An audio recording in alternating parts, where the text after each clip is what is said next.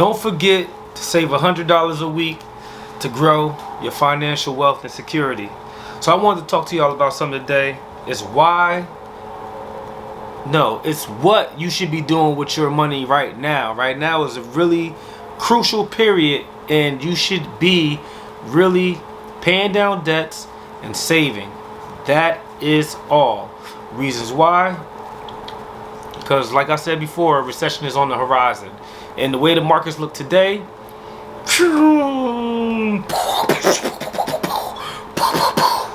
it's blowing up out here, ladies and gentlemen. It's blowing up.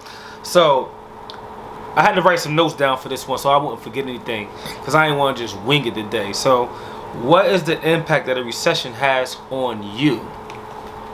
Now, if you're like my mother, where I come from, she used to say, well, black people always been in recession, which is true for some folks. You know what I'm saying? Black people kind of have always been in recession, so last time every recession comes, you don't really feel it like that.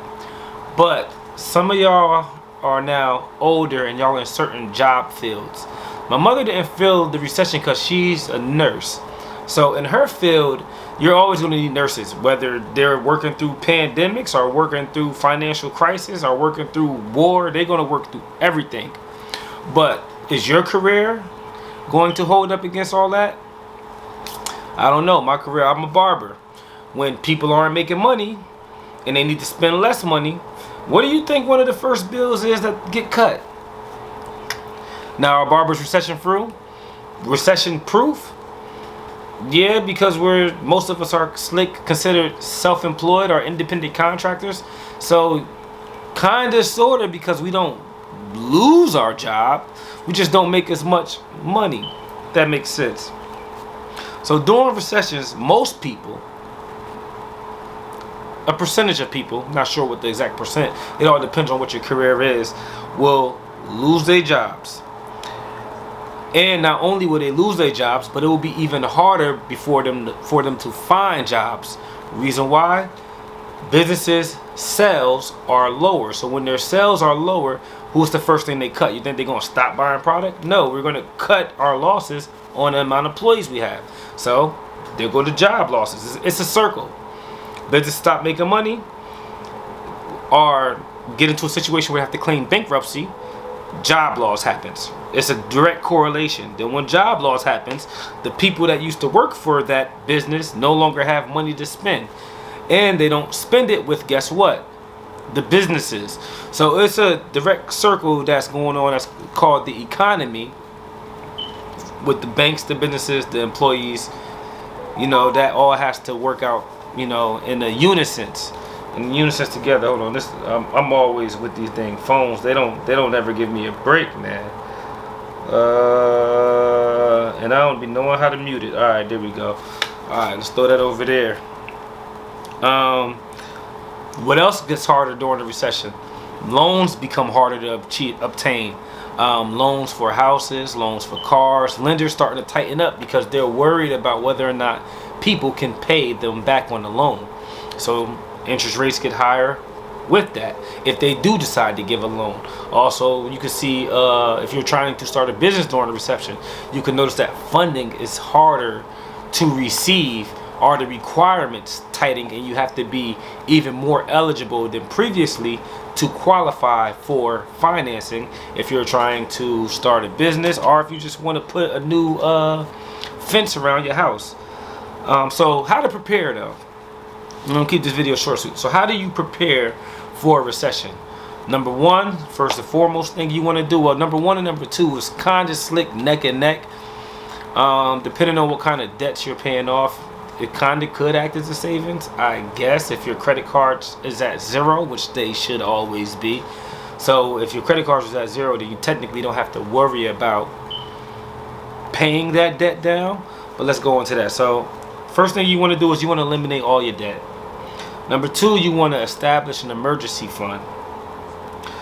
Three, kind of like what happened during the COVID pandemic, is people started to reassess their careers. This is useful. Recessions are always great times to find new hobbies, new things, or even enter into things that may strive more in the recession than they would strive when it's not a recession. Like for example, during COVID, Airbnb did well over hotels. Why? Because Airbnb was standalone. There's most likely standalone homes, so you could still kind of travel and still not have to be around anybody. Unlike with the hotels, it's people always constantly in and out. It's people in the lobby. You know what I'm saying? It's people in the parking lot. Like with the Airbnb, you pull up to a driveway and there's nobody in that driveway. Kind of like assess career decisions. And reevaluate your life choices. Put together a plan. Where are you spending your money? How are you spending your money? Are you cautious about spending your money? Do you know how much money you're spending? Which is a good question. A lot of people don't even know how much. They just know that they're not spending more than what they have, but that's because when you get to zero, you can't spend anymore. Unless you got one of them nice bank accounts where you overdraft. But I'm gonna say it like this, man. If you're in that situation and you go on overdraft, don't just overdraft. Like when I was in that situation, I needed to overdraft my account. I ain't just overdraft $1 and then pay $35 to pay back the $1 that I borrowed from the bank that I didn't have, that wasn't a loan. Nah, if I'm going to overdraft, I'm about to hit that thing for $500. Not telling y'all to do this. This is not financial advice, but if I'm gonna pay $35, I might as well make it $535. At least with $535. And I ain't recommending that because my mindset is different than yours. I'm gonna make it flip. Now, if you can't make that $500 make some money, then it ain't worth it for you to do, and you're gonna end up finding yourself in deeper trouble than you was just paying the $35 on the extra 50 cents that you overdrafted your account. Which to me, you know, I feel like if I'm gonna pay $35 to overdraft my account for 50 cents, I feel like I might as well get something out of it. Just saying. But don't do as I say, not as I do. Hopefully you're not in none of them situations. But and establish we want to establish a great emergency. If you don't already have an emergency savings, make sure you establish savings.